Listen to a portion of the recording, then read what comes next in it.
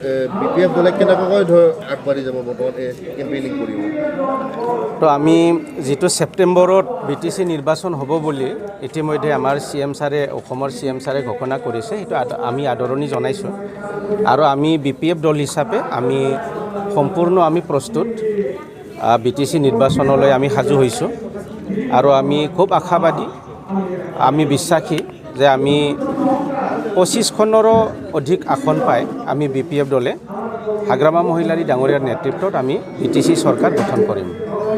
কি ইস্যু লৈ যাব তো আমাৰ BTC অঞ্চলৰ সৰ্বাংগীন উন্নয়ন শান্তি সম্প্ৰীতি আমাৰ আন্তঃগাঁথনি নিৰ্মাণ নৱপ্ৰজন্মৰ যুৱক যুৱতীসকলৰ কাৰণে কৰ্মসংস্থাপনমূলক বিভিন্ন আমাৰ আঁচনি আছে তো আমাৰ এগ্ৰিকালচাৰে হওক ইৰিগেশ্যনে হওক হেল্থ এডুকেশ্যন সকলো দিশত আমি প্ৰায়ৰিটি দি আমি কাম কৰাটো আমাৰ এটা লক্ষ্য আৰু উদ্দেশ্য আৰু আমি সেই উদ্দেশ্যটো আগত ৰাখি আমি ইতিমধ্যে আমি কাম কৰি আছোঁ চৰকাৰ গঠনৰ পিছতে আমাৰ যিসকলে BTCৰ বাসিন্দা যিসকল ইয়াতে বসবাস কৰি আছে BTCৰ বাসিন্দা আজিলৈকে তেখেতসকলে মাটিৰ পট্টা পোৱা নাই মাটি জৰীপ কৰি তেখেতসকলক মাটিৰ পট্টা দিয়াটো আমাৰ প্ৰধান আমাৰ কাম হ'ব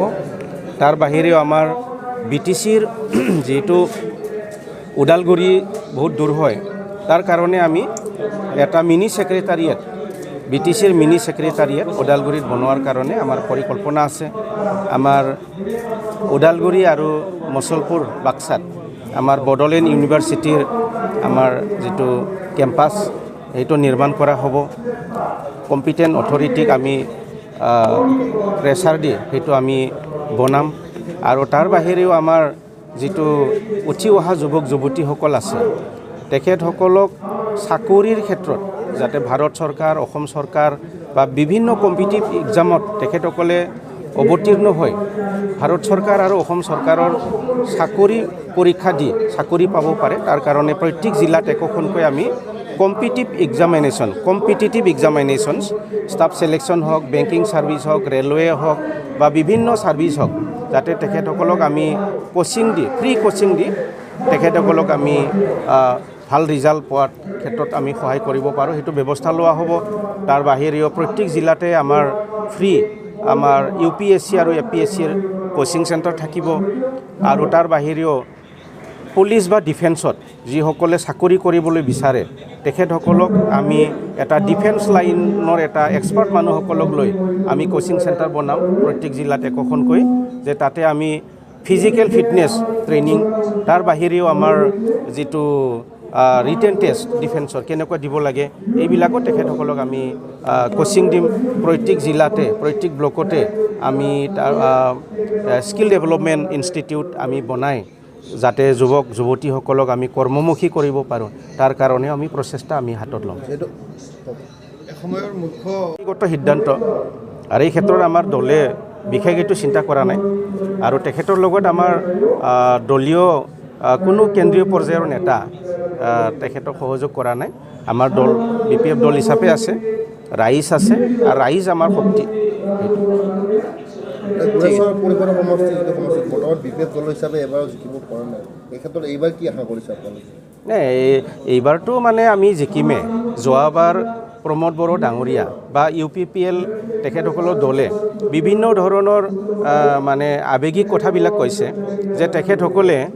BTCতকৈ মানে ডাঙৰ এটা ব্যৱস্থা পাবলৈ সক্ষম হৈছে BTR পাবলৈ সক্ষম হৈছে যেটো BTRটো মানে ৰিজন উত্তৰ পূৰ্বাঞ্চলৰ ৰাজ্যকেইখনৰ লগতহে BTRটো তুলনা কৰিছে দিল্লী NCR লগতহে এইটো মানে BTR ৰিজন পোৱা বুলি তেখেতসকলে তুলনা কৰিছে আৰু বিভিন্ন প্ৰলোভন দিছে ঘৰে ঘৰে চাকৰি এটা ভোটত এটা চাকৰি বা মহিলাসকলক বহুতো ধৰণৰ প্ৰলোভন দিছে আৰু যাৰ কাৰণে বহুতে সেই প্ৰলোভিত হৈ মানে ভোট প্ৰদান কৰিছিল কিন্তু আজি দেখিলে প্ৰমোদ বড়ো ডাঙৰীয়াসকলে যিমানখিনি প্ৰতিশ্ৰুতি দিছিলে যেনেকৈ BTC অঞ্চলৰ উন্নয়নৰ কাৰণে তেখেতসকলে পদক্ষেপ লৈ কাম কৰিব লাগিছিল সম্পূৰ্ণ বিফল হৈছে যাৰ বাবে আজি যিমানখিনি UPPLক ভোট দিয়া মানুহবিলাক আকৌ ৰিটাৰ্ণ হৈ BPFত জইন হৈ আছে আৰু এইবাৰ UPPLে তেখেতসকলে সংখ্যাগৰিষ্ঠতাটো নাপায় যোৱাবাৰো পোৱা নাছিলে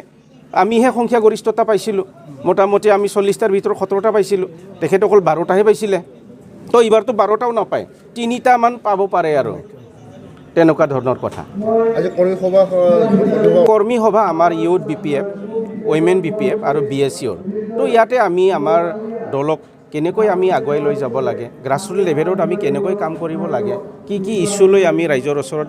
কথা ক'ব লাগে এইবিলাকে আমি যিবিলাক ভাষণ দিম সেইবিলাকে আমাৰ কৰ্মকৰ্তাসকলে গাঁৱৰ ৰাইজৰ আগত সেইবিলাক কথা ক'ব আৰু দলটো তেনেকৈ আমাৰ মজবুত কৰাৰ ক্ষেত্ৰত আমি কাম কৰিম